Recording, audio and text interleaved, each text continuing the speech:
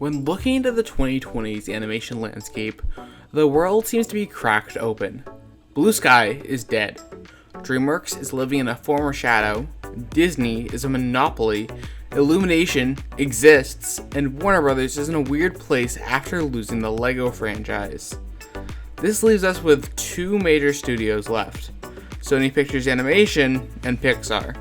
I think it's not even controversial at this point to say Sony Pictures Animation is a rising force in animation, which is really funny to say because 5 years prior they released the Emoji Movie into cinemas where it bombed and destroyed their already waning reputation. But honestly, as soon as Spider-Verse hit, we all knew they'd be a rising threat. They also released The Mitchells vs. the Machines in 2021, which personally is my favorite film of all time, but it's also just like one of the best films ever. Go watch it. Sony Pictures Animation has been, within these past few years, refining their craft as a studio, and is probably going to be continuing to keep them as one of the top dogs. However, there's always going to be one studio that stands above them, and that studio is Pixar. As far as the 2020s, well, Onward was a bit of a bust. I mean, to be fair, they did release it right in the smack dab start of a pandemic. Like, before it, I guess you can say Onward brought the pandemic onward. I'm sorry, that was bad. Well, after that one, Pixar kicked it into high gear. Soul is one of the best Pixar films. It's my personal second favorite, and I think it's just one of the most beautiful films ever made. With this focus on music, creating one of the best storylines for its main characters ever, and it's genuinely such a great exploration of identity and passion in life. And it builds beautifully on the themes that Inside Out and Coco built and completes the thematic trilogy that those films are. I'm going to make another video at some point talking about those three films and their connections because it's really special. And then Pixar proceeded to knock it out of the park again with Luca, one of the most charming films that they've ever released. And it's so great to see this dynamic play out in a Disney film. Disney's a awkward company right now that should be accepting, as companies should be. But at the same time, Luca, one of their films that they released, was one of the most charming films they could have ever put out around now. And I just fell in love with it. Its animation style, its backgrounds, its characters are all so well done, and I think that's something that's super incredible there. But this brings us to the film that's the major topic for today's discussion, Turning Red. But I might as well guide you guys in by just saying that this is your Turning Red spoiler warning. I do spoiler warnings if you're new to my channel a little early into the video so we can really get into the discussion.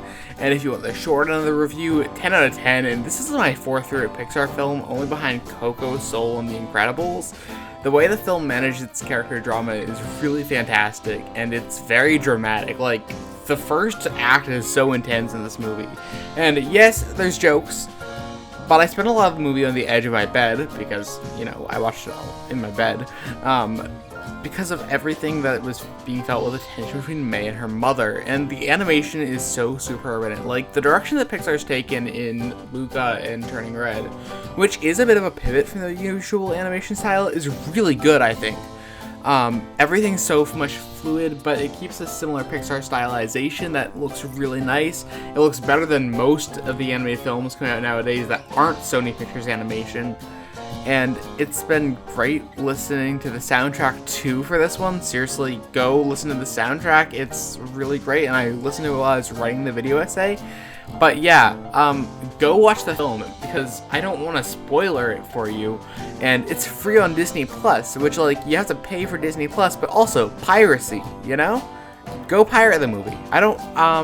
That's allowed on YouTube to tell people. Yeah, go pirate Turning Red if you really need to see this movie. But so, let's get into the major themes here, shall we? So, one of the biggest underlying themes within Turning Red is how family expectations pass on through each generation.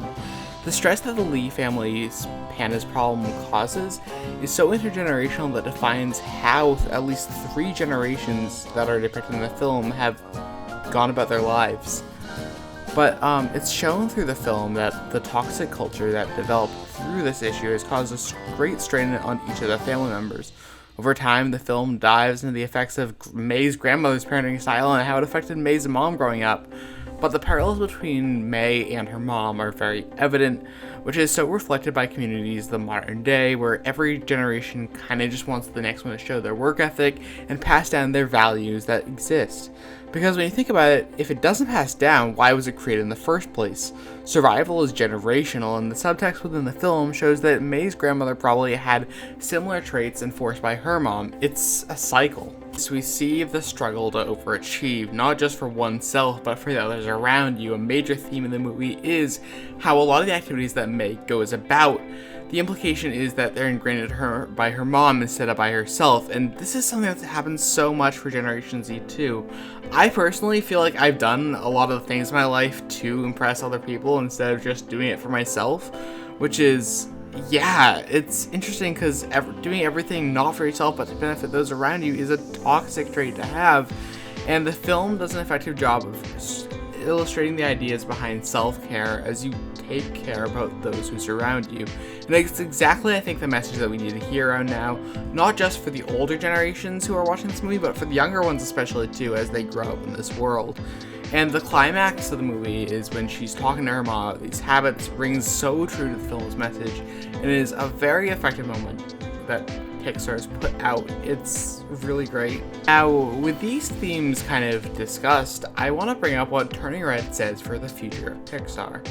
I think a lot of the future Pixar is going for it is the newer approach that they've been doing with character-driven storytelling.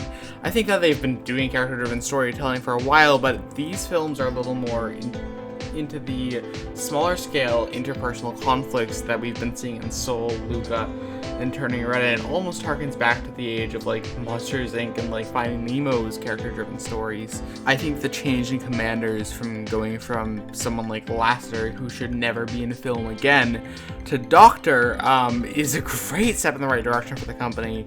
And we've been seeing a lot of these films go and harken back, I think, to this classical age of Pixar because of just the good feelings they provide. Nostalgia tends to come in 20-year cycles, and I think the employees are feeling that way of going back to a lot of the simpler themes of some of their more classic films, and hopefully the next slate of them continues this direction.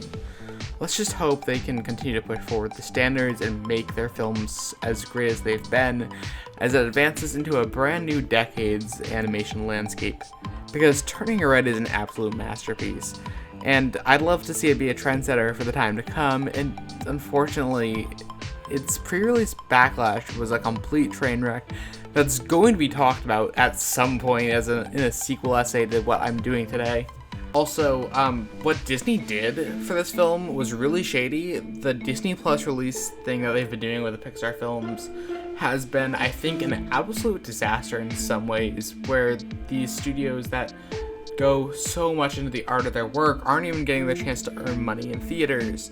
And hopefully we can get a turnaround starting with Lightyear again. Final thoughts, this is much more of a quick video, and I'm gonna go back and revisit my thoughts on this film at some point, because for the reasons that aren't the Twitter mobs, but you should definitely subscribe to my channel so you can hear my future thoughts when they come into fruition, because I'll have thoughts. And thank you guys, everyone who's here, for watching this video today, and I hope you liked the video essay and have a fantastic rest of your day.